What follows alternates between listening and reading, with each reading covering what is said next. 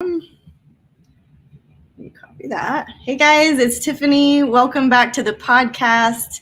I'm recording today with David Sussberg, and we are going to talk about Mayan astrology, which is so awesome. I'm just getting all of the streaming services set up.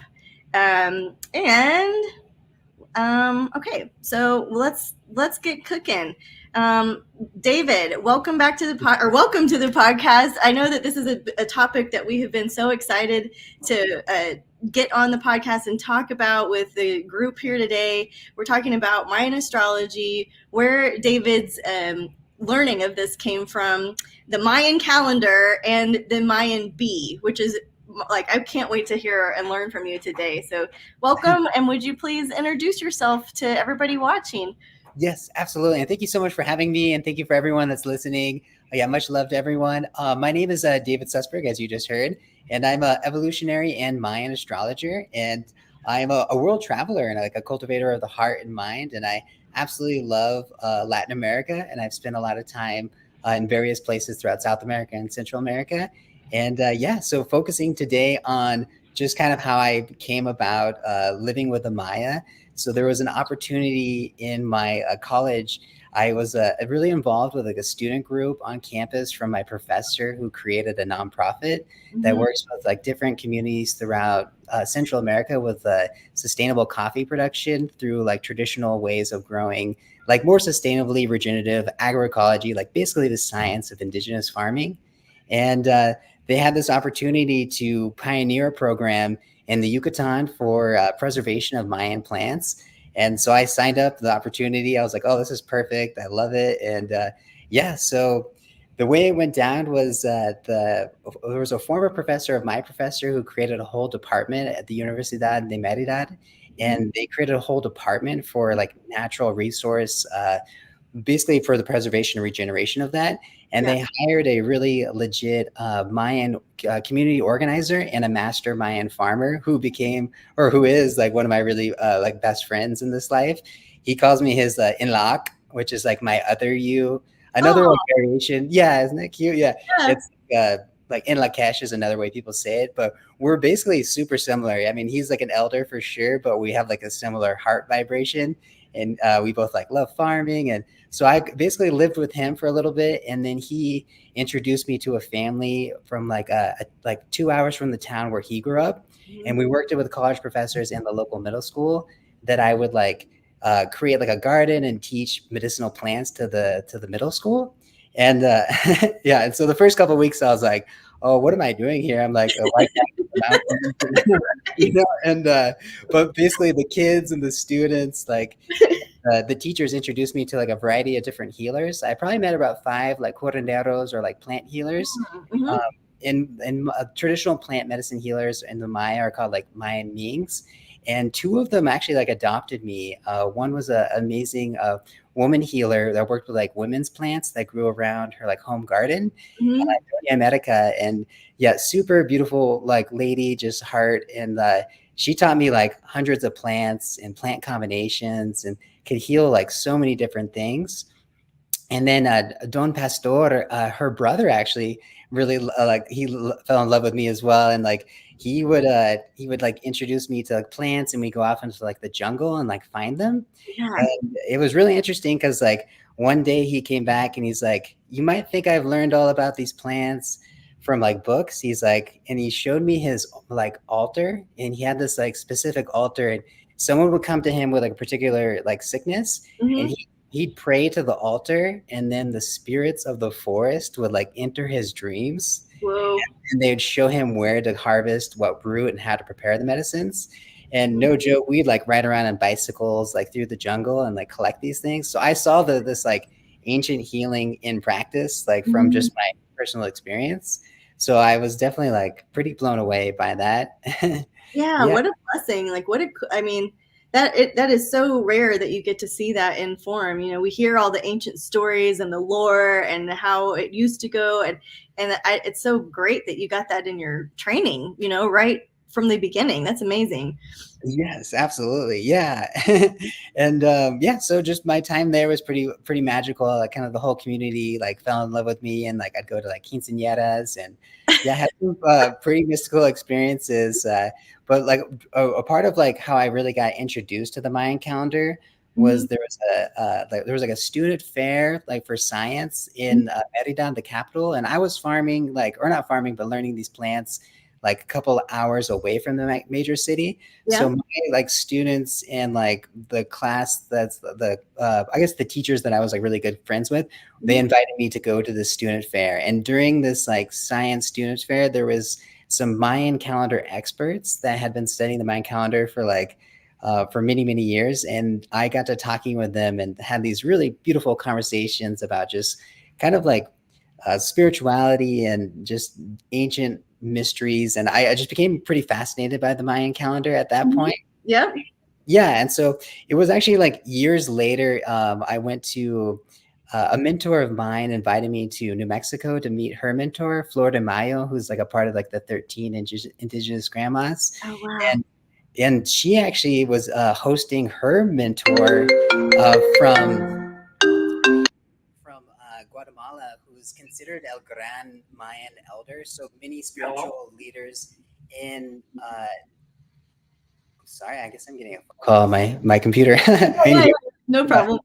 Yeah. So, anywho, he's considered like the Mayan grand elder because other spiritual elders of the Maya, like in Guatemala, Quiche, they had Mhm. elected him to be the leader. So he was like this 95-year-old man, and he introduced me more to kind of like the divination with like the Mayan beings, the Sisite seats, and we did some ceremonies and stuff. And I just was always like kind of curious to learn more. And then, long story short, like I ended up in New Mexico, or I ended up in Montana because it was my wife's like childhood dream to live in Montana. I was going to grad school, and there was this online like ceremony with Aniwa, the really cool organization that works with like traditional healers, Mhm. and they had this one on like kind of Mayan history and like kind of deeper Mexican history and workshop. And after that, I basically was like interacting with some Mayan folks online, and I was like, I want to learn more about the Mayan calendar. And they recommended me and actually an app, which I highly recommend all the people that are reading it. It's called the Mayan Calendar Portal app, or like MCP. You can download it on in Spanish and in English. And Okay. that's kind of really what dove me deeper into understanding it. I just every day started reading it, and then kind of like reading my friends and family, like what their signs were. And then Mhm. some days I would like forget like to read it, and I just kind of try to feel the energy because it's very like subtle the way the Mayan calendar works. And so I could start to be like, oh, I think today is like an ok day, and then I'd be like, oh my god, and I check it, and I was right. Oh, And cool.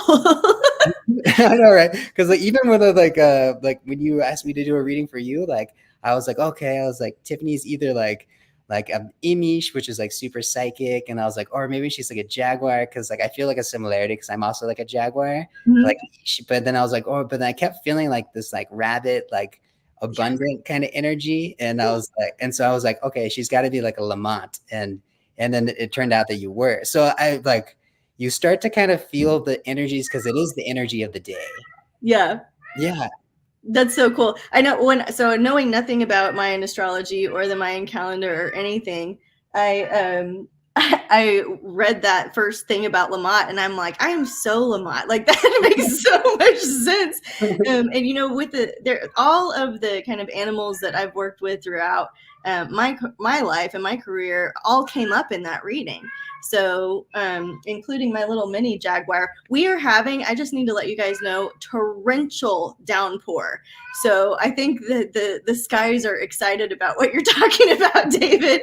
That's But I was totally Lamont, and you bring up rabbit, right? Rabbit is one of the spirit symbols that I use with my mom, who is deceased, and so I often see rabbit symbolism. But everything throughout the reading was like, oh yeah, that makes so much sense, So I love that you kind of intuitively knew that, and it's really cool. Yeah, absolutely. Yeah. And so I guess this would be a good point just to, like to give folks kind of a background about the Yeah. Mayan calendar. So there and I could be mistaken, but I believe there's like over 20 different Mayan calendars. and they were master astrologers and astronomers, and were able to calculate the whole cycles of like the Venus, as well as kind of show different galactic eras or kind of different shifts of ages. So in 2012, there was like that big misunderstanding, like, oh, the world's going to end, blah, blah. But what the Maya were saying was like a new era was beginning, and it's kind of like called a new sun. So that's, and that it's like similar to a Western astrology as well, of how we're entering the age of Aquarius. So very similar kind of like bigger time cycles. And what I found most fascinating, what I know like the best of the Mayan calendars, your cat's like communicating with us. I'm like, he never does this. And so it's just pouring down rain. I'm so sorry. Oh no, it's all good. Yeah. So the Zolkin is what I know of the Mayan calendar. So that's one of them, and they all kind of fit within each other like cogs of a wheel. So within the Zolkin, which is called like this, like a galactic language of light, it's like solar light. So it's not directly related to any like planetary movement. They say it's kind of based from like solar flares or solar energy that awakens our DNA the more that we utilize it, and it kind of connects us more with a greater understanding of galactic energy, which I know sounds like super cosmic, but it's really kind of very earthy as well, which is really cool. Well, I love the bridging that too, bridging the cosmic with the earthy too. So it's making sense to me. I'm loving it. This is such good training. Yeah, absolutely. And what you just said is so beautiful, because one of the reasons I really fell in love deeper with the Zolkin is like once you understand like the archetypes of the day, you see the synchronicity. So you just hit a really good point about like bridging heaven on earth through like the energies. And that's actually a symbolism of today. So we've begun a new Mayan week. Today is number 1, which is Hun, and Ben. And Ben is like the angelic kind of deity that is channeling heaven to earth. It's represented by like heaven pillars. So I mean, like that's the coolest part. So it's like the more I started to like learn it, I'd be like, oh, like I'd see an eagle on an eagle day, or I would see like rabbits on a rabbit day, or like there was just so many synchronicities. Or I was also like teaching Spanish at one point, and I taught like a high school Spanish semester, and every day I'd have my students read the Mayan calendar in Spanish, and handfuls of students would come to me after class or before class, and they're like, we were talking about bobcat, and we saw a bobcat, or like it was just cool because they were kind of starting to see more of the magic of life. That's why I really do love the Mayan calendar. Yeah. Oh my God. And there's so many synchronicities here too. You know, I think I mentioned in our correspondence earlier, my boyfriend also teaches Spanish, and he does those same things. Like it'll be a hawk, and everything starts to all match up when you have kind of the spiritual eyes, like you're looking through spiritual eyes to see that. It's always been there. But you're just starting to connect the cosmic dots, you know? And so this is another way, right, that you can work with the skies and the stars and the history and the ancient lineages. And I just love that you're teaching this to us. So keep going. Okay. Yeah, absolutely. Yeah. And that's why I think like the more you kind of just like are aware of the possibilities of the energies, then you can kind of see how they manifest. And similar to like Western astrology, then you can kind of navigate better. So if there's like certain energies that have a proclivity to manifest a certain way, so work with that. So in order to kind of maximize and live more of a positive reality. So within the Zolkin calendar, just to give a quick overview so people can get like an understanding of it, there's 20-day deities that follow a particular order. The Maya Yucatecans believe that the calendar starts on like an Imish day, and the Maya Quiche, which they call the Zolkin, they call it the Chokil. The Chokil, they believe it starts on a Chuyin day.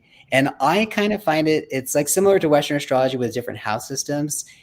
Whatever works for you, whatever you resonate is the right way. So I find them to both be true. Because like, for example, I know in your like Mayan tree of life that I'll get into, Sib is like the deity of the bee. But in other people's interpretation, also Ben is the day of the bee. So we're actually on the day of the bee as well. So there's different connections there. Yeah. So there's 20-day science, and then there's 13 numbers. So a Mayan week has 13 days. So today, obviously, we're beginning a Mayan bin day, which is one. So it's one bin, and then tomorrow will be two Ish, which is like the jaguar deity, all about magic and beauty and yeah, synchronistic connection. So there's a progression of energies with the numbers, and Do each you have number has time different. to go through those? Do you have time to go through the numbers? Yes, absolutely, yeah. Okay, yeah, Well, we want to hear it. yeah, sure. So one is like is a hun is very an initiating energy. So it's like starting. Mhm. So it's all about kind of like the Aries energy of like starting things, initiating, Mhm.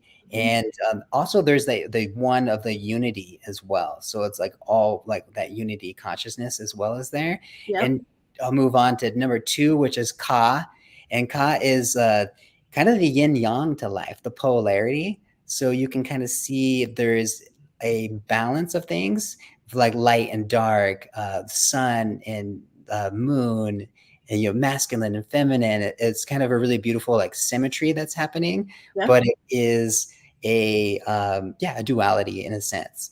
And then yeah, number three is it's like it's known as like rhythm. So it can be seen, some people kind of interpret it as can be chaotic energy, but it's only once you figured out how to kind of roll with the punches, and then you kind of have the rhythm to it. Mhm. And three is really beautiful too because there's a lot of like threes in Mayan culture with like the corns, beets, and squash, like the three Yeah, sisters yeah. or La Milpa.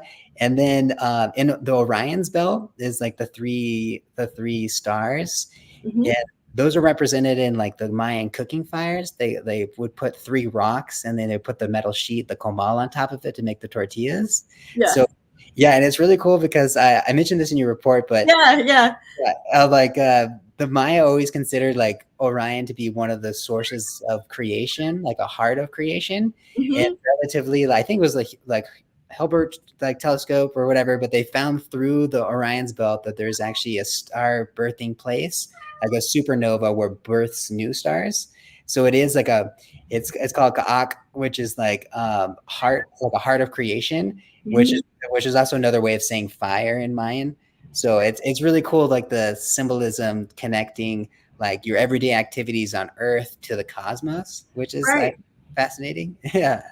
And I mean, I loved that, like just the three stones in the fire heating representing Orion's belt. I definitely took note and started thinking, like, okay, how can I incorporate some of that symbology into just even my cooking, even with the toaster oven, like Yeah. making the magical mundane and all of that. So I loved that part of the reading. And guy, let me take a moment for a little housekeeping to let you know that David does readings, and I would love for you to book with him at davidsusberg.com. It's Sussberg, and it's he has these amazing Mayan readings. So I just want to make sure anybody watching that's like getting excited about this knows where they can find you. So yeah, thank you. So Thank you. Yeah, thank you so much. yeah. Yeah. Yeah. And so I guess just moving on to number four. Number four is a very like stabilizing energy. You can think about like the four directions, the four winds of the earth. Yeah. And it's very like interconnected, kind of more of like the universal connection because it's connecting us to like the four pillars of the universe.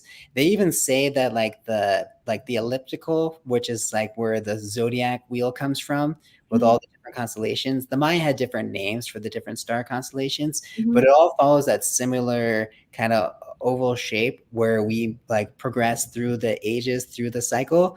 Yep. But they say that even with the ecliptic in the Milky Way, it's divided into four quadrants. So Okay. our whole like Milky Way is divided into four, and our Earth plane consciousness has the four directions. So four is a very like stabilizing energy and very kind of like interconnected like representation of our reality, which is really cool. Mhm. And then, moving on to number five, Job is really cool, or Hob, and this one is like we're represented as like humanity because we have five fingers, five toes, Yeah. and there's other animals that have like five fingers, like the birds and the whales and stuff, but Yeah. five mostly relates in this understanding of the numerology of Maya to the human body, the human experience, and also the five stages of life, like infant to child, like teenager to adult to elder.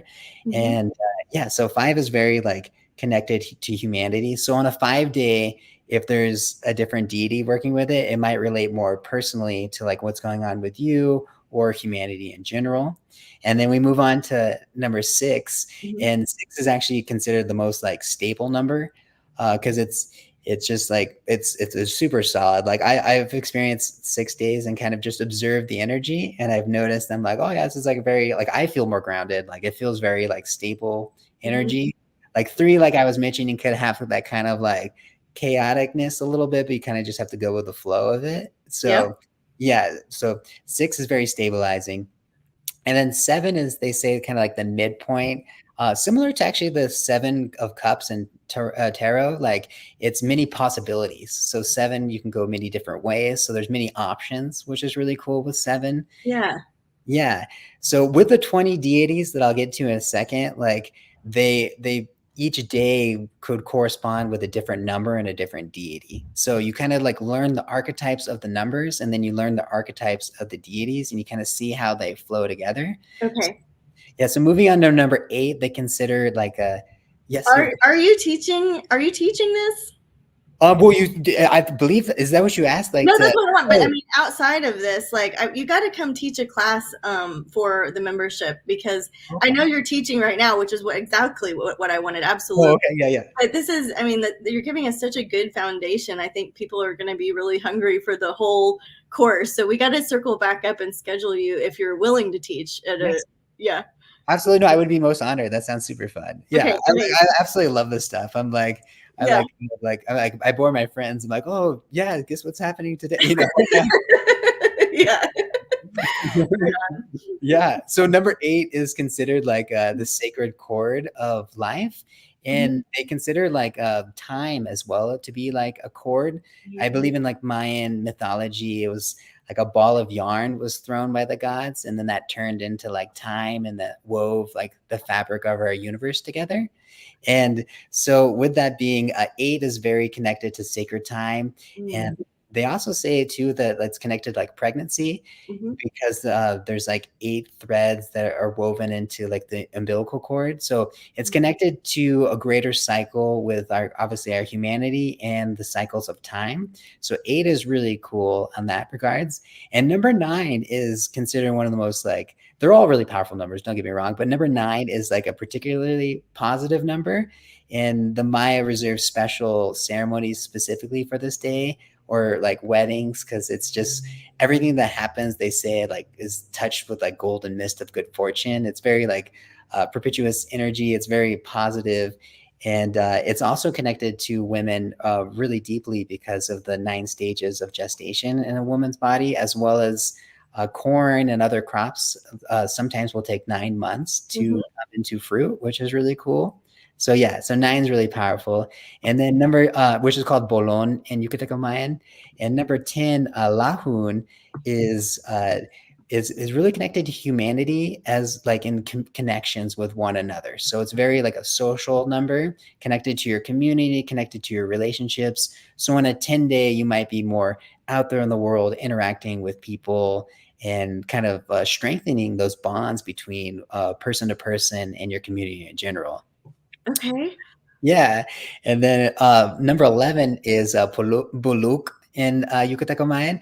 And this is a neither negative or positive number, but 11 is an extreme amount of power and energy. So it's really important on those days that you have like, you're grounded, you have your intentions clear, and you utilize the energy to the best of your ability, because 11 can go from like extreme destruction to extreme like positive abundance, like like the best thing imaginable. It's just it's powerful energy. So just utilizing it with great care and attention is the way to go.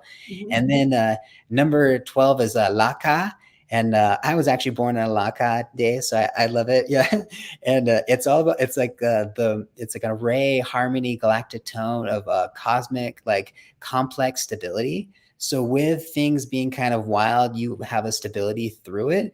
So it helps you kind of have a bird's eye view of reality. So you're able to kind of see the bigger cycles of your life, as well as different cultural influences you've had or familiar influences. the way you view life, your understanding of the meaning of life. So it's very reflective. And number 12 energy can kind of help you at any point on that day to kind of reflect about the totality of your life in order to navigate it in a new direction, a better direction, or whatever you want to take it. So number 12 is pretty cool and dynamic that way. Yeah. And then, and then lastly, for the numbers, we have Oshlahun, number 13. And they say this one is like one of the most psychic numbers. And because of this, different like Mayan diviners or Akils, like they'll particularly reserve certain divinations to have more favorable divinations on 13 days because the energy is really precise and really accurate for divining and like just having like more psychic downloads. Like it's really kind of powerful. So Okay.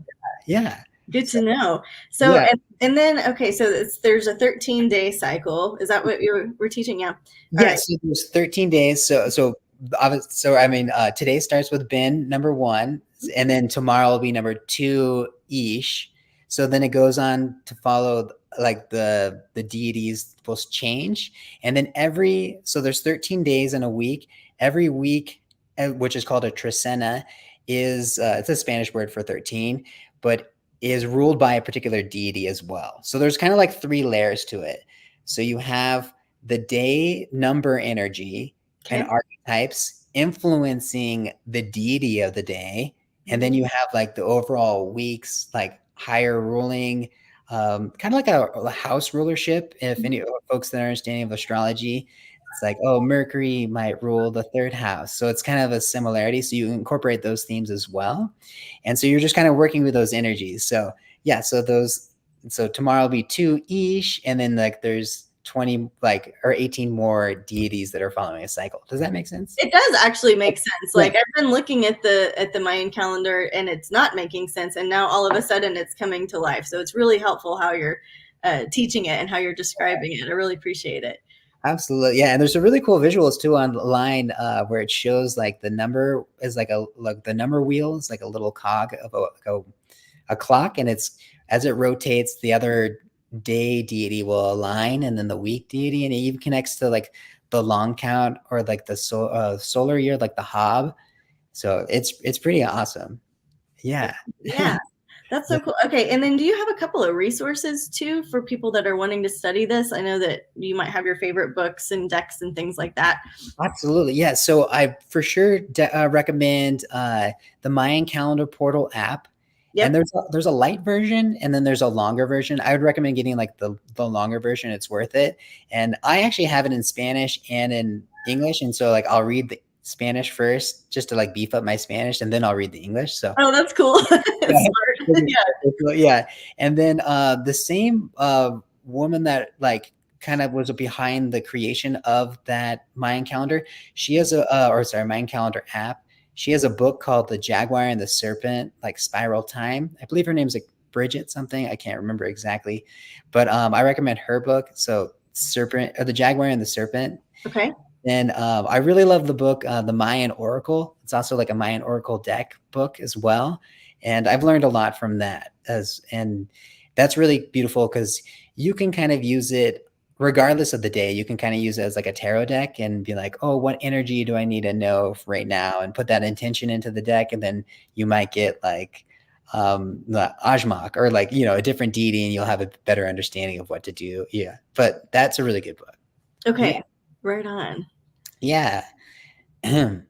Yeah. So would you like me to continue the days, or do you want to talk about something else? Or oh, well, I also want to go into you were talking, I wanted you to talk about how the Mayan calendar changed your life, and go into kind of that segment, because I think that, this whole, yes, the days, the deities, how they're building, how it works, how somebody could work with it themselves.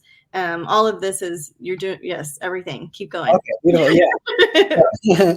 Yeah. So I think like, honestly, because I was just learning the energies every day from the app and kind of trying to like feel the energies. Yeah. And so I was saying, if I like forgot to read a day, I would be like, okay, what is this day? What is the energy of this day? And kind of more trying to feel the bigger energies to it. And I've been really blessed to have participated in many different like indigenous like traditional healing ceremonies that kind of exposed me deeper to basically the magic of life. I've had so many magic happen, so many miracles, that I truly am a big believer of prayer. So Mhm. I find that like working with various deities, if you like pray to them, then like the energy becomes more powerful, as well as you kind of see the more of the synchronicities and tap into more of the bigger the bigger magic of it all in a sense. So the Mayan calendar changed my life because I would understand like, oh, Ka'at is like the day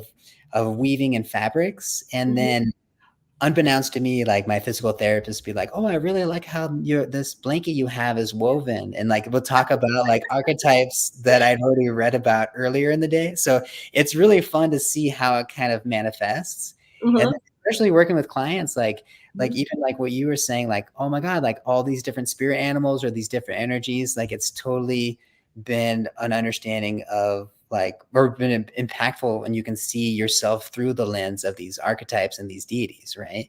Totally. Yeah, and then I kind of like self-taught. So I'm not I have not been initiated into like as like a Ashkeel or a Mayan daykeeper, which is in Guatemala they do that. But Mhm. I've been to different like Mayan ceremonies, and I've kind of just I believe that these energies are very cosmic and very universal. So I've been encouraged by Mayans to kind of like learn them and work with them. So I encourage you as well. And so it's changed my life by just working with these daily energies and seeing the patterns, seeing the synchronicities, and working with like the eagle deity, which is like men. And it's all about like self-worth equals your net worth. So it's like seeking spiritual worth will result like spiritual wealth will result in material wealth. So it's fun to work with these like deities because I feel like many deities across many different cultures are thirsty for humanity to like reconnect with us. Like we might have been like try to been programmed out of that, relatively recently, but like it's a huge part of our human consciousness to work with these nature spirits, work with these deities on a daily basis. And I really feel that tapping into these energies starts to awaken your DNA, is what they say happens, Mhm. and connect you more back to like that cosmic understanding of reality.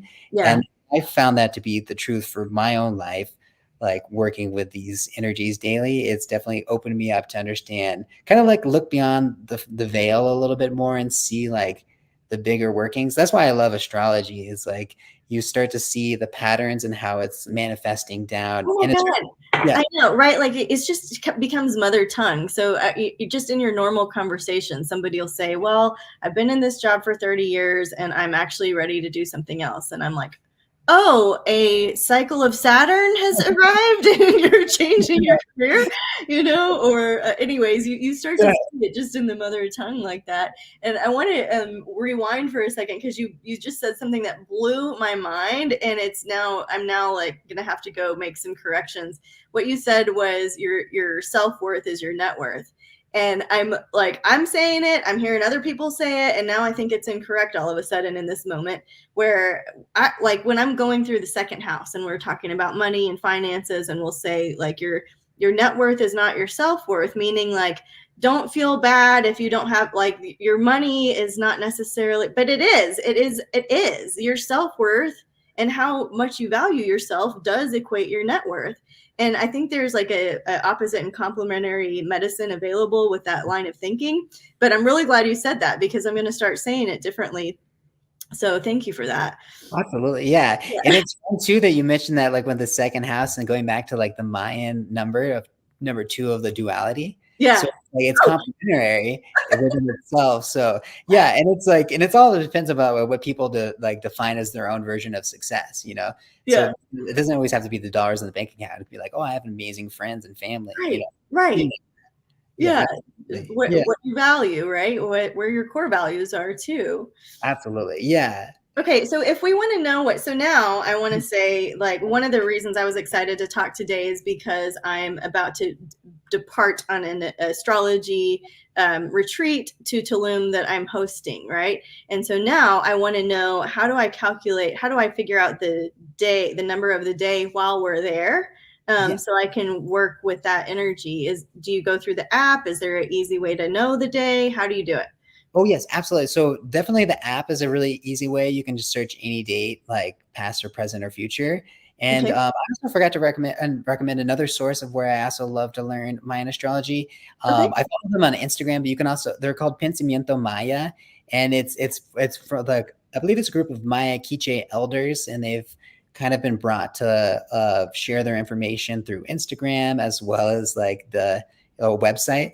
But you Okay. can also go on their website and you can type in a particular date and it'll give you some other understandings. But yeah, the app works really great.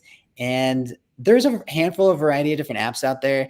I think there's also some confusion about like certain systems of Mayan calendars, so be careful with that. But the Mayans that recommended me the actual Mayan calendar portal, they Mhm. said that follows the actual sequence of days. Because I remember in college, someone did a searched the internet and they did like a little Mayan reading for me. And they told me they actually told me I was Lamont. And then years later, I was like, oh, I'm actually not Lamont because Oh, they that's were so following. beautiful. Oh, right. Yeah. Yeah. So it was actually funny because I was, when I was traveling I was farming in Oaxaca and really beautiful scenario, but I was coming back on the dirt road with a buddy in like a green slug bug that he drove. Mhm. And we were going super slow on this dirt road to get back to the farm I was volunteering on. And a black jaguar, a black panther actually walked in front of our car. And then, Whoa. yeah, and then years later, I found out that like that was my day sign, Ish, like the jaguar. So I started to see a lot of connection to my own life. Yeah. And for example, if I would have been born, or if we all would have been born back in like classic Mayan tradition and like Yucateca Mayan, Yeah. they would have like my vocation would have been based upon my day sign. Mhm. So with me being an Ish Laka, like Ish 12, Mhm. I would have been a shaman or a Mayan priest or astrologer. And Mhm. it's so funny because like I would define my life in a lot of ways like those as well. I mean, I love astrology and I've been introduced to a lot of different shamanistic healing. And so it's funny to see like these archetypes of the day really do influence us. Yeah. Yeah, which is one reason I absolutely love the Mayan calendar. Yeah. Yeah. Okay. This is amazing. Yes. Okay. Do you want to? I don't. I want to be sensitive to your time. If anybody's watching this live and has some questions for David, feel free to put them in the comments, and I'll make sure that we ask for you on your behalf. And if anybody's listening later, just a reminder that you can go to davidsusberg.com and check out his work, check out his readings, check out what he's up to. I think, I don't want to say that we've saved the best for last, but I definitely want to leave enough time to talk Yeah. about jungle honey. Yes. Absolutely. Yes. I know. Truly my favorite type of honey. Yeah. Tell us. So Okay. so here's what I know, and then you Uh-huh. can elaborate. So what I get excited about when we talk about the Mayan bee is that it's a stingless bee. It's a stingless variety. It's not the same variety that we cultivate in agriculture in the United States.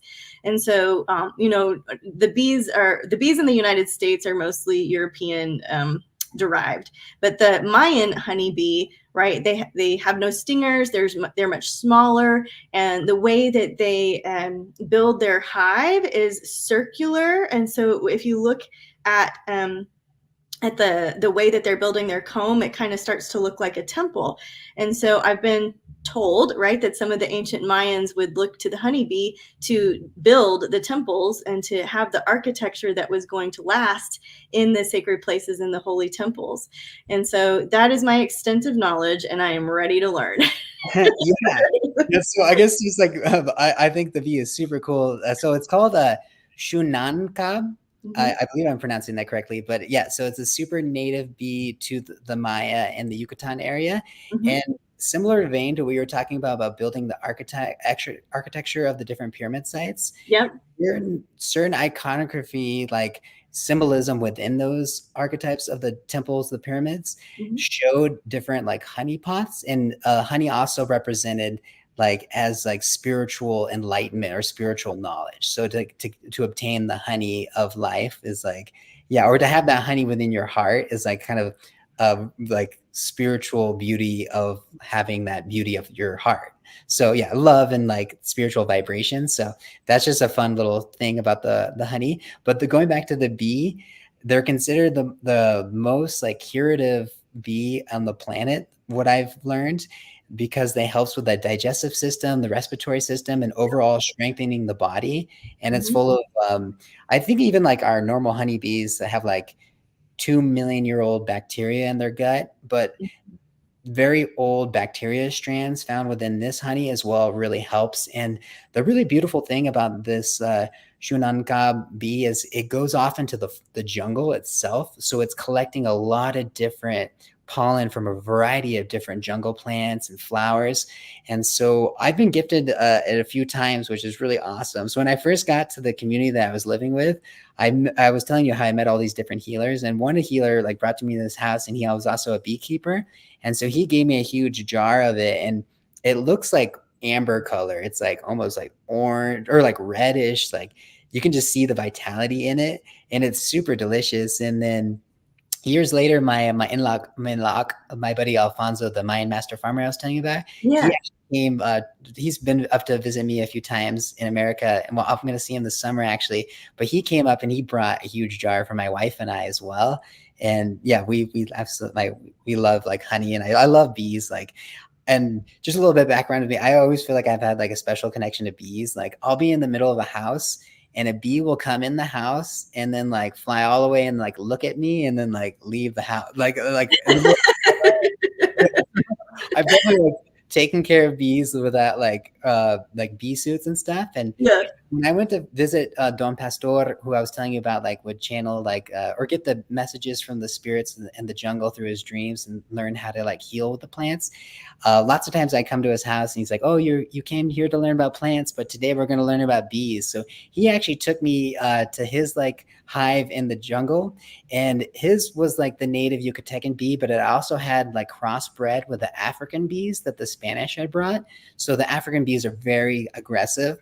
And so True. I'm normally really friendly with bees, and he was teaching me Mayan and stuff. So I actually got a bee in my sleeve, and he's running. He's yelling at me in Mayan like, "Don't jump, don't run." But I didn't hear the "don't" part, so I'm like running and jumping and, like through the forest, and like all these bees are chasing me, and Oh, I actually did get stung, but like they had like different medicines to heal me and stuff, but.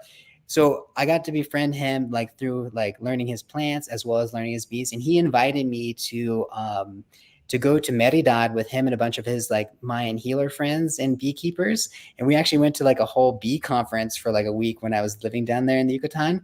So I uh-huh. got to learn more about this really ancestral, beautiful bee. But yeah, it's just very powerful in its healing abilities.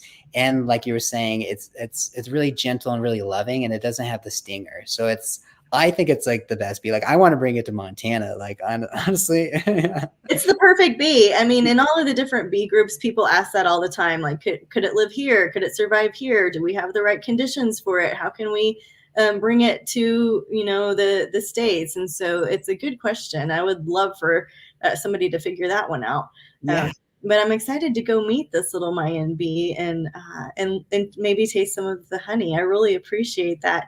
The bees are known as this way to connect with the other world, like to connect with our ancestors. They're considered the messengers of the gods, and so there's this mediumship and psychic connection with the bees that that I think is a fun thing to consider and incorporating if you're starting beekeeping, right? And so there's this history to tell the bees, right? To tell the bees, and so that you would go tell the bees if you got married, if you got divorced, if you had a baby, if somebody died, and even then the ancients like they would put the veil, like a black veil, over the hive if you're mourning a loss or something like this. And I'm just curious if you know about any kind of thing like that, telling the bees, or any way that people are communicating or convening with the bees besides just honey cultivation down there. Do you know? Yes, absolutely. So within like the Mayan readings that I offer, I can also get into like your Mayan tree of life, which basically shows you like 3 stages of life that you work with different archetypes or different deities throughout your life. Mhm. And I just like have to bring up like when I was reading yours, like your destiny, like your elder central Nawal is like the deity's name, is Sib, which is the deity of the bee, and it's deep connection to the ancestors. So it's through like spiritually communing and talking with the ancestors, like your own bloodline ancestors, as well as you can interact with the ancestors of all like people like lineages that are currently inhabiting the earth. And Yeah. the working with the deity Sib is like is you're connecting also to the ancestors, like the first grandparents and grandmas, like the spirits that kind of created all of life. So Wow. it's super cosmic in that regard. So I definitely wanted when you mentioned that like it was connected to the ancestry, I was like that's like you're already being influenced by this, and like that's like your destiny is to really be like that the bee in a lot of ways. So that's my understanding from like the Maya.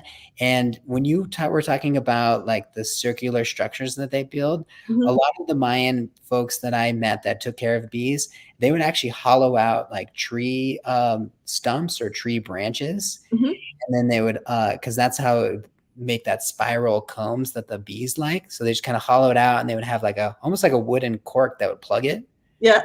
And so I just find that as like a really cool way to take care of the bees. And you can also like stack them up in more of like a pyramid shape. So a whole bunch of different logs. Yeah. Yeah. Yeah. I can't wait to see that. I'm here in the States. There's most people are using Langstroth boxes, developed by Reverend Langstroth in the late 1800s. And then there's another set of people that use the top bars, and the top bars are horizontal hives. And there's many other hive styles. There's lay-ins. I mean, there's all kinds of things. But to me, in my opinion, and at least my sphere of influence, the top bars and the boxes, the Lang boxes, are the two most commonly used. And so there's this debate among beekeepers where it's like, well, that's not, you can't be a natural beekeeper because they're not in a tree. So just because I'm not using chemicals or I'm not using pesticides or all of those things that are pretty common, right? They're pretty common. But there's this kind of joke like, oh, if you were a natural beekeeper, you just keep bees in trees. And so I'm like, well, maybe I will. Yeah. And there's plenty of folks down there that like they do it the old way. So it's like, I mean, I know you're going to be visiting them, but like, like learning from them how to make the stacked layers where you're using the tree, actually hollowed out tree. And it's cool too, because I know there's a big problem with beekeeping, like in the US and stuff, where they'll print like the grid system of the comb and then the bees will kind of follow it. But Mm-hmm. what happens is that they start to make like shapes that they wouldn't normally make. And so they might make themselves bigger, but maybe it's not the best for their being. Mm-hmm. So allowing them just to have free reign, like you were saying, like in a tree stump is probably the way to go. Right. Yeah, it's problematic if you're wanting to harvest honey and maintain brood. Like that's why they have them the way that they have them managed. But yeah, and you don't have to be a beekeeper. You can also be a bee haver and let them do their natural thing. And then it all just depends on your goals for beekeeping in general. I got into beekeeping because I wanted to enhance our garden space. And there's a statistic in agriculture where the bees will improve your yield, your crop yield, by 40%. And I was like side eyeing, rolling my eyes, like there's no, like, how are we gonna, that math, there's no way it's gonna work. Well, the first year I had bees, I was blown away at the yield increase. And so at least in my area, that seems to be very true, if not conservative. Bringing the bees into your life from an agriculture perspective, doing that mindfully, bee first, slow beekeeping, having bee conscious practices, of course, is really, really important to me. I'm on the hippie side of beekeeping, right? But there's this whole other spiritual side that I love, that every culture in the world has come from. And so I really appreciate you sharing some of this stuff about the Mayan culture and bees. I want to let you know that there's people in the comments that are so happy that you're here talking about this. Magda says that 13 is her favorite number. Marilyn says that 8 is the infinity symbol, which is the bees, as you may know, take their orientation flights in a figure 8 and an infinity symbol. And so that's cool. Junk Monk says, hi, Dave, just getting here, loving it. Never looked into the Mayan calendar. Kay Michelle says, this is so interesting. Packlib says, this is amazing, loving this. Thank you for the session. And so there's a lot of people that are just giving you a bunch of love, and really grateful, as am I, for your conversation here. Yes. Yeah. So you have a quote here at the end of our Oh, document. yes. Yeah, tell me. Oh, yeah. You can read it if you want, or I can share it. But Yeah, yeah. So it's from Freddie Silva, and it says, on the east coast of the Yucatan Peninsula, the Temple of Tulum marks the entry point of the rising equinox sun. yes, yes. So I mean, I know you're all headed to Tulum, and I think which is so cool. And basically, the Maya, the ancient Maya, when they created the pyramid systems, they're Mhm. all following different like the ley lines that people talk about, Yeah. and they call them like sacred paths, which are like sock bays. And the Tulum is actually where the equinox sun will first rise. And then there's the Hayana, which I can't pronounce correctly, but there's another temple on the west coast, and Mhm. that's where like they say like it's an entry point into Shabala, which is like the underworld. So it's where the setting sun, which is very connected to like other medicine wheel type mythology of like the West, kind of where the souls go. So it's cool that their whole geographical landscape was interconnected with astrology. Yeah. And yeah, and there was like they would actually put like their seed crops on top of pyramids because it would connect with like the Tulare like energetic currents of the earth, and they Wow. would like run up the pyramid like the way they had the angles. And basically charge their seeds where they would have like I've heard anywhere from 3 to 5 different harvests per year because Whoa. their agricultural techniques and also charging of these seeds using the pyramids. Okay. And yeah, also like because we're talking about Ben, like that connection to heaven to earth is just like I just have to share this other synchronistic thing. But Yes. before I went to the Yucatan, I was traveling around with like some of my childhood buddies, like best friends, and we Mhm. were in Guatemala, and they were like, "Let's go to Tikal, like the big pyramid city there." Mhm. And at the time, I was like, "Oh, it's like too touristy." Like I didn't want to go, but I'm glad that my friends kind of dragged me there. And when I was there, we like were looking at the pyramids from a distance, and I befriended some of the Mayan like guards that protect the pyramids, Mhm. and I was like asking them if I could eat this like berries, and I was just making jokes with them. Anywho, we became friendly, and they offered me and my friends like the hush hush special, but we each were like given the opportunity to give them $20 each, and we got to spend the night on top of temple number 4. Whoa. I know, right? And so years later, actually, I learned that temple number 4 has like a certain angle that's the same angle as the inner chamber of the Egyptian giant pyramid in Gaza. And Oh. the energy, and Freddie Silva talks about this in the mystery of the Maya. It's like a documentary, but he Mhm. talks about Pyramid 4's like angle would directly channel like the earth energy, the telluric energy that even science has discovered is true. It Mhm. would channel up the pyramid, and the pyramid would act like a acupuncture needle, connecting anyone that was on top with the earth energy to cosmic energy beyond the earth's atmosphere. Whoa. So I didn't know I was like signing up for that, but like that's what we were like experiencing by being up there. And we had like smuggled cigars from Nicaragua. And it's funny, like I guess like the ancient Maya would smoke like huge, or they still do actually smoke some big cigars for their ceremonies. Yeah. So we didn't know we were like doing that, but we were doing that. And I just have to share this magic moment. But I like early in the morning, we stayed up all night. We are like waiting for the sunrise. A huge meteorite flew over us, like 10 feet above our heads, turned the sky from white to green. Oh my God. I know. So it was like super cosmic. So I kind of knew at that point, I was like, oh, I'm headed to like really, really beautiful like moments in my life with the Maya. So I was just a fun moment that happened to me. And that's the representation of today's energy with Ben one, Mhm. which is really cool. So Wow. I love that story. I'm like, so many more questions now are opening up. So many more things are unfolding. yeah, yeah. Maria has joined us. She says, hello, David. If you guys have any questions for David, just let me know. We're close to the top of our hour. In Hmm. terms of the animal deities, I don't know if there's a way to loop some of that in. I wanted to just share with you, based on everything that has come up to date in this talk, that the other day I was having a lymph massage done. So Leah Lymph Love Austin. Thank you, Leah. Love your work. But I'm always kind of go to this meditative state, and it cracks me up because I can like not sleep in my own home and stay up and think about things. But you have this other person that's like working on your abdomen, and I somehow can fall asleep and go like completely zone out. And so this last time, I have a recurring bear dream, and so I have a lot of bear themes in my life, and so I was expecting for that to come up at some point. But this last week, when she was doing her thing and I was off in my space, jaguar came up, and so I'm now going to have to go look on the app and see, was it a jaguar day, because this was just a really powerful vision in a meditative state that I didn't conjure up, that I wasn't working on, that I wasn't like calling in any way at all. I just was tuned out. And so now I'm curious, was it a jaguar day? And so I don't know. Do you want to talk a little bit about jaguar? Do you want to talk a little bit about the animals? What do you think? I'll start with jaguar because it's my favorite. So like Ish, the deity, is mystical and magical with like a deep devotional love to the Mother Earth.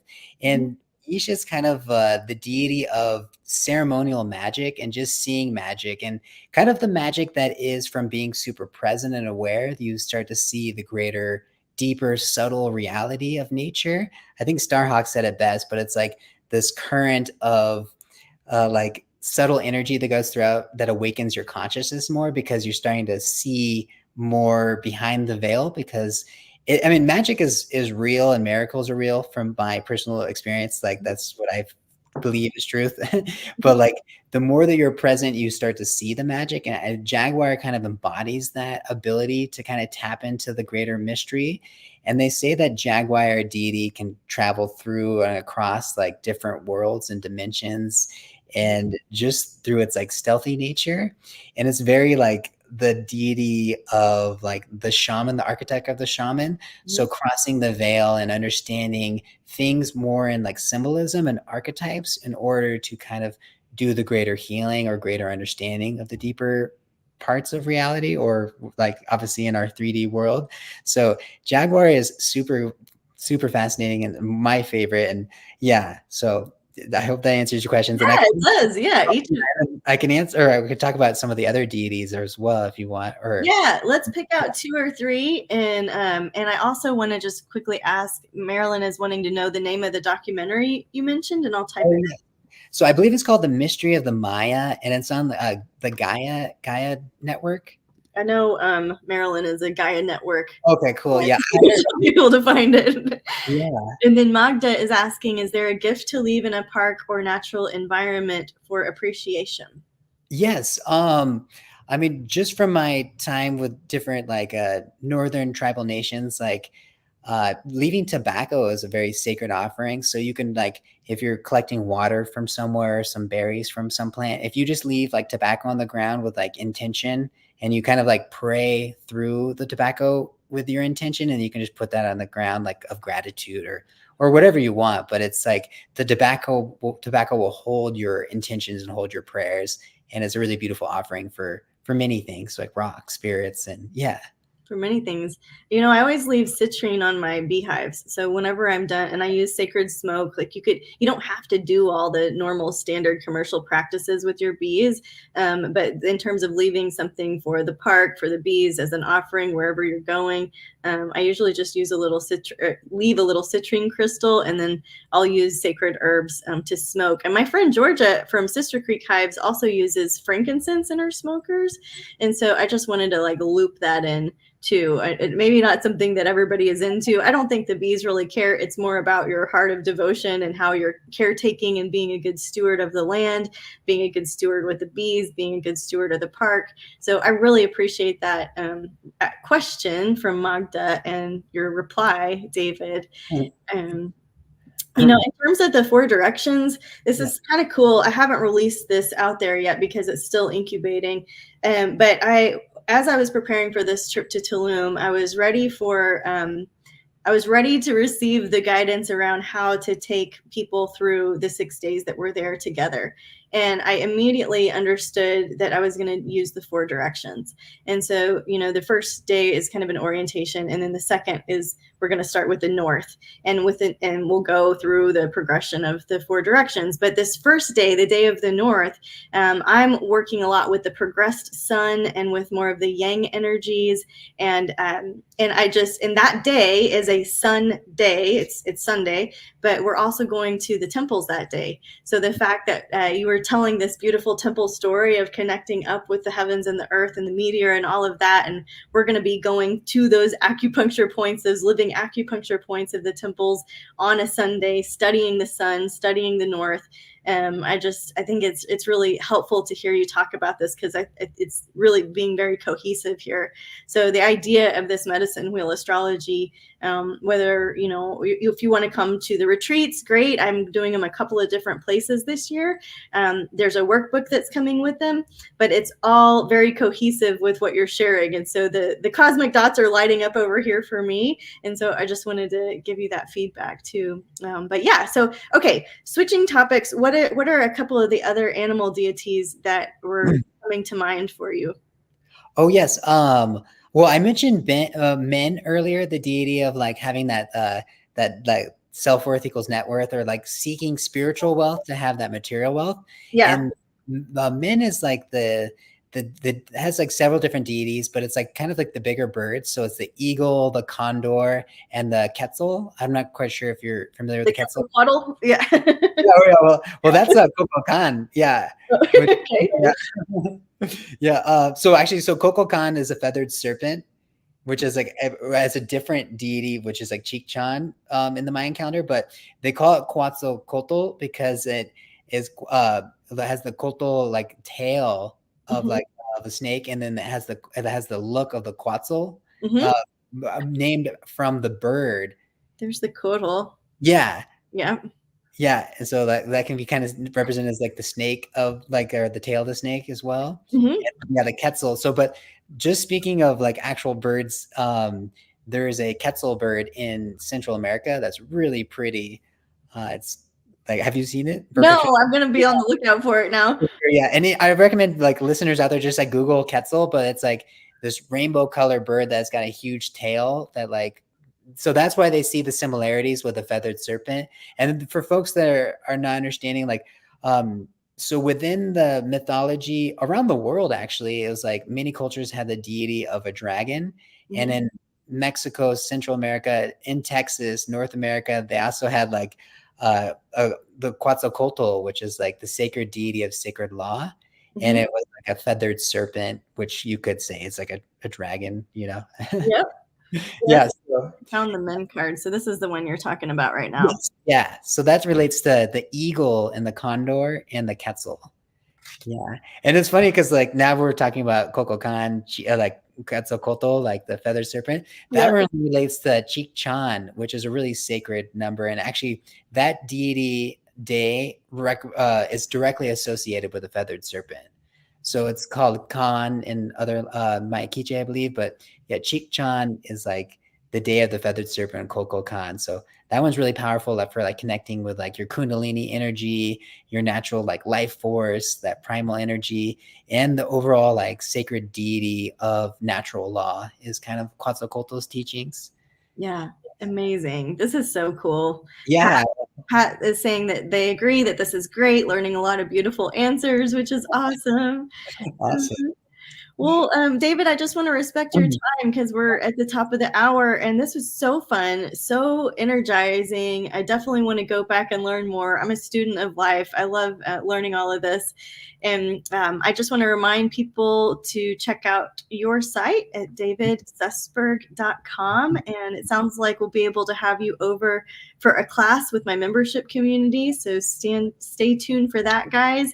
And David, is there anything else that's kind of top of heart, top of mind that you're like, oh, we got to get this nugget in? Anything that you want to share? Yeah, well, I guess like first and foremost, my gratitude to you. And yeah, I guess like I feel like, oh, maybe I just feel inspired to share this one little story. So Please. When I was in Yucatan, my buddy Hector, one of my best friends down there, he was like a fellow teacher at the school. He took me to his like little home town of Mashkanu, and they have these like really intricate cave systems. And so was within these cave systems, and the people leading it were actually descendants from many generations of folks that had been living in and out of the cave systems due to the civil war that happened with the Maya. So, like 80 years before the Spanish arrived, the prince of Chichen Itza stole the princess of Uxmal, and they went into like a big like civil war. So families were like living in and out of the caves. Anywho, so I got to like hang out with some of these descendants going into like really deep like underground cave systems. Wow. And he was like the main guy wanted to like, he was like really impressed with like my open heart and open mind, so he wanted to take me to like really deep levels. And I went down to like a pretty far chamber in a sense, and I had like really ancient petroglyphs all over the walls. And I asked him about like, who are these people, and he said it to me like super nonchalantly, like as though I asked him like, is that water hot water? He's like, yeah, it's hot water. But I was like, who are these people? And he was like, oh, these are the aliens that helped build the pyramids. Yeah, just yeah, right, yeah. And yeah, and I just feel like the last thing to kind of tie it all together, when I was with that ancient grand Mayan elder from Guatemala, the Maya Quiche, he spoke of different creation stories of the Maya, and one of them was like that at one point in the Mayan culture, like 4 people were born into their culture, and they were like star seeds from like the Pleiades. And they were able to like teach the Maya really sophisticated knowledge systems. So I just found it's really cool that like the Maya culture is like within their like origin stories, their connection is been always been cosmic in origin, and I really feel like that's our humanity. So it's just kind of fun. I just, as like a little closing remark, that we're really connected to the stars, and that's why I love all forms of astrology. Yeah, right. We are all stardust, and you're right. There's one sky, but many languages, many ways to interpret it. And so I'm so grateful for your generosity of time and sharing your wisdom and your life experiences. And this has been so great. So I look forward to working with you in the future. And thank you. Thank you, everybody, for joining us live. And please come back for the next round. So again, David, our gratitude to you. And until next time, guys, thanks for being here. Absolutely. And thank you so much. Yeah, no.